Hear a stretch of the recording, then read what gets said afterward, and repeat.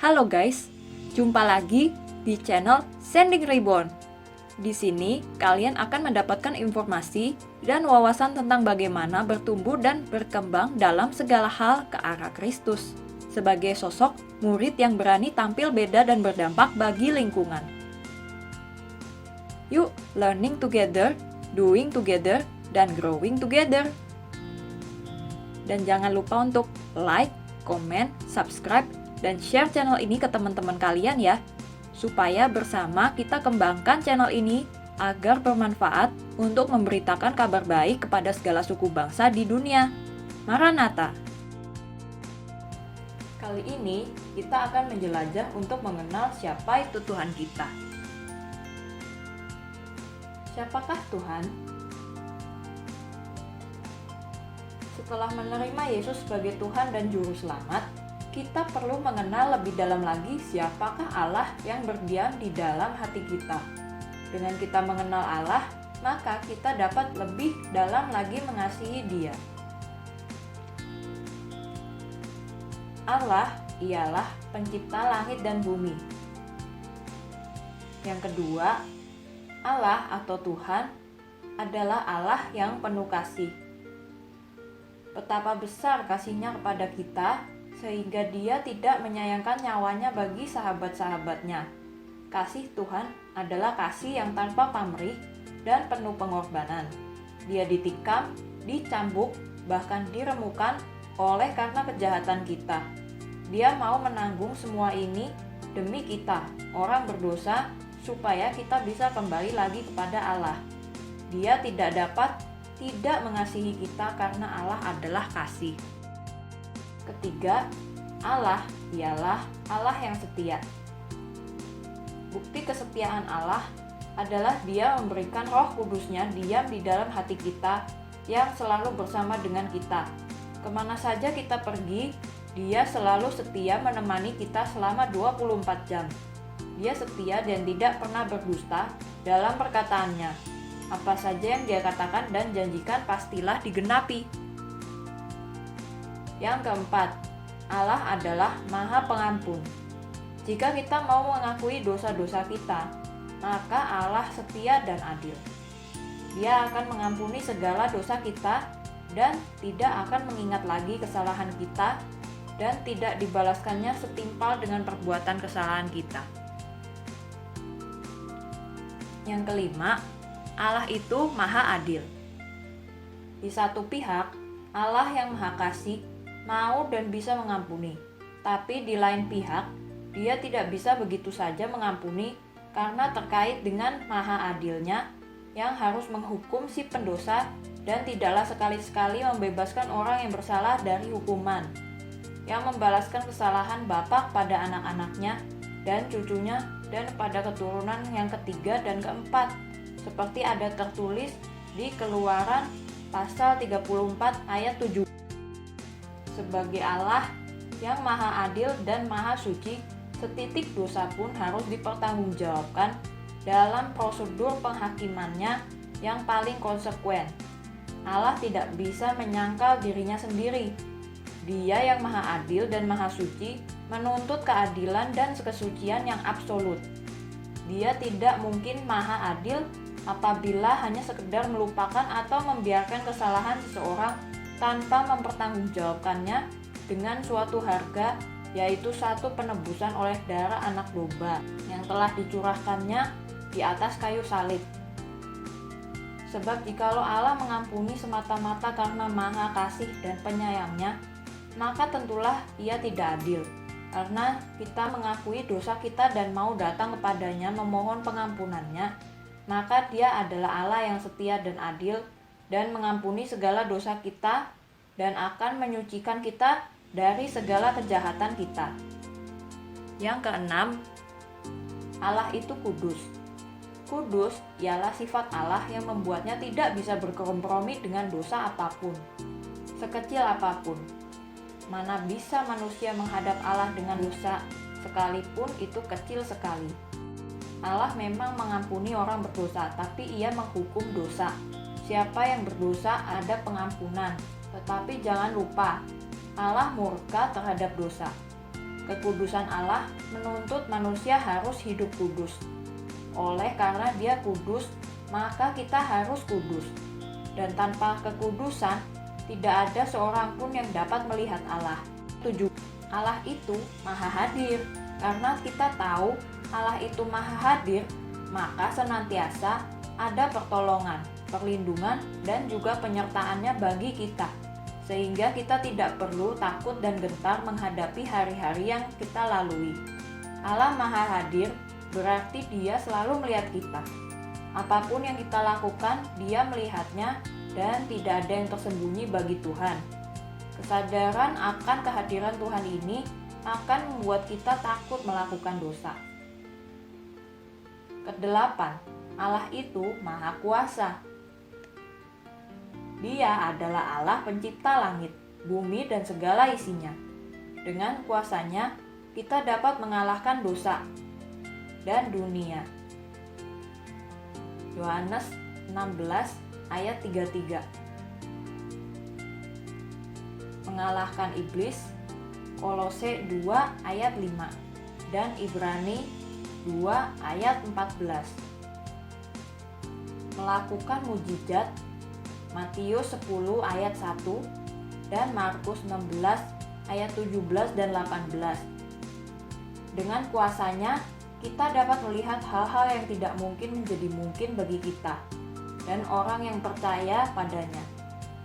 Dengan kuasanya, kita dapat menyembuhkan orang sakit dan mengusir setan.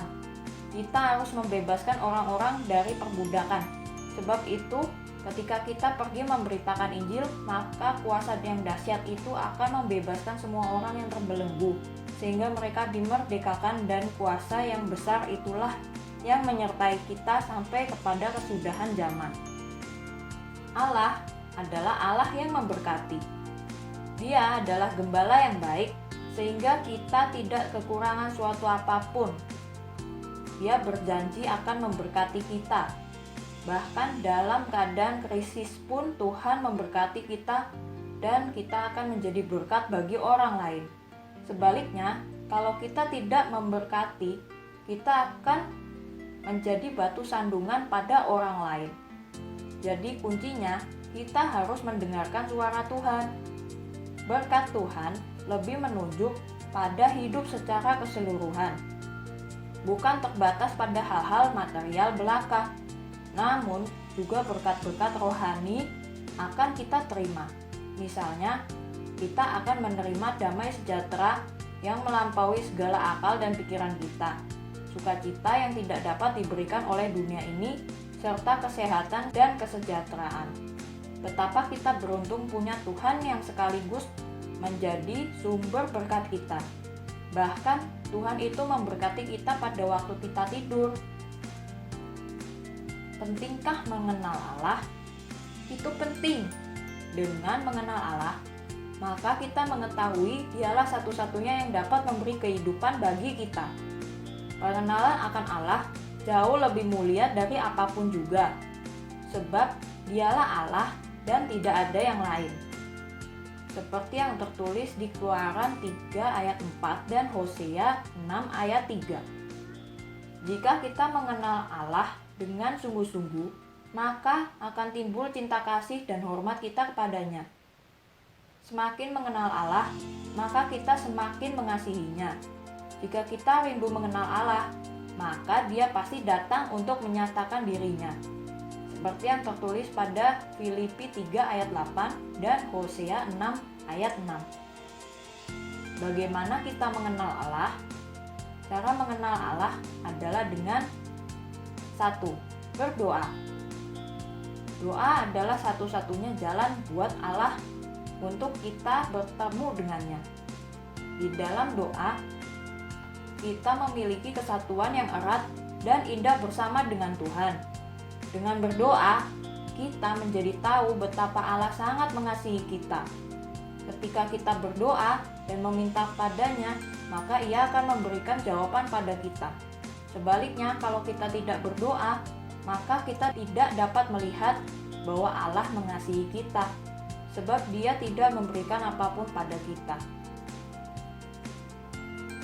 dengan berdoa dan bersekutu dengan Tuhan dalam kehidupan kita sehari-hari, maka pastilah kita menjadi berubah. Kita akan berubah menjadi lemah lembut dan terdidik di dalam kasih kepada Allah. Kita tidak mungkin berdoa di dalam hadirat Tuhan dengan menggerutu atau marah-marah. Sebagaimana kita memperlakukan Allah di dalam doa, maka itu juga yang akan menjadi kebiasaan kita ketika bertemu dengan orang lain. Bersekutu dengan Allah membuat kita tidak hidup sendirian. Kita memiliki seseorang yang maha tinggi, yang sanggup memberikan lebih dari apa yang kita dapat pikirkan. Kalau kita berdoa bagi orang lumpuh dan orang itu berjalan, maka kita tidak masuk ke dalam satu hal sederhana. Kita masuk ke dalam satu persekutuan dengan Allah, di dalam satu kesatuan dengan Allah untuk melakukan pekerjaan-pekerjaan gagah perkasa. Kita mengalami keintiman dalam roh bersama dengan Allah yang membuat kita menjadi sangat dekat dengan Allah. Semua itu terjadi, kita tidak hanya melihat dan menyaksikan, tapi kita sungguh-sungguh terlibat dalam berdoa. Maka kita terlibat di dalam satu keintiman bersama dengan Allah untuk melakukan hal-hal yang luar biasa. Kedua, dengan melayani Tuhan. Kita harus memberikan diri kita untuk melayani Tuhan dengan memberitakan Injil kepada orang lain. Dengan melayani orang yang miskin, terlantar, dan menderita sakit penyakit, maka belas kasihan Allah akan mengalir keluar dari dalam hati kita. Kita yang memiliki hati yang sama seperti Tuhan Yesus, yang berbelas kasihan kepada mereka yang terlantar dan tidak bergembala. Semakin banyak kita melayani, semakin dalam kasih kita kepada orang lain yang menderita sehingga Kristus semakin nyata dalam kehidupan kita.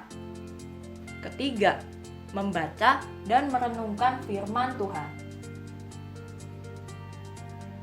Cobalah baca di Alkitab, di mana acap kali kita membaca, maka tergeraklah hati Tuhan Yesus oleh belas kasihan.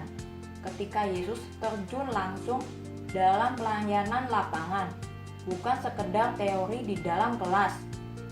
Firman Tuhan berisi janji-janji Tuhan dan siapakah Tuhan yang kita sembah.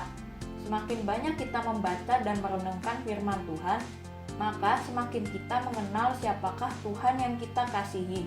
Merenungkan firman Tuhan siang dan malam bukan berarti kita berdiam diri di dalam kamar tanpa mengerjakan pekerjaan kita sehari-hari.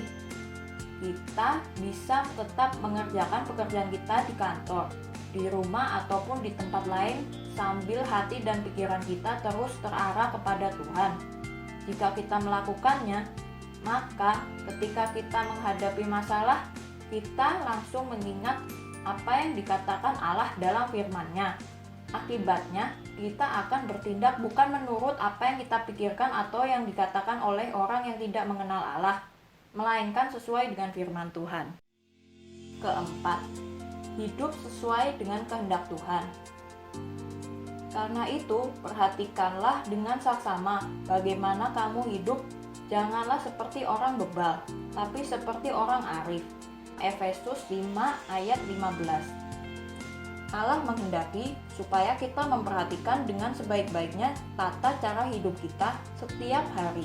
Apakah sesuai dengan firman-Nya atau tidak? Kita tidak boleh mengambil keputusan atau menyelesaikan persoalan yang ada dengan cara-cara yang digunakan oleh orang yang tidak mengenal Tuhan. Oke, ini dulu untuk video kali ini ya. Semoga kalian mengerti dan bermanfaat untuk semua orang yang menyaksikan. Untuk kritik dan komentar, kalian langsung tulis di kolom komentar yang ada di bawah ya.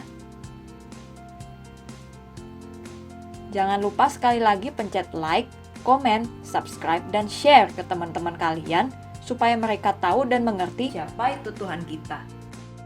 Thank you and see you in the next video.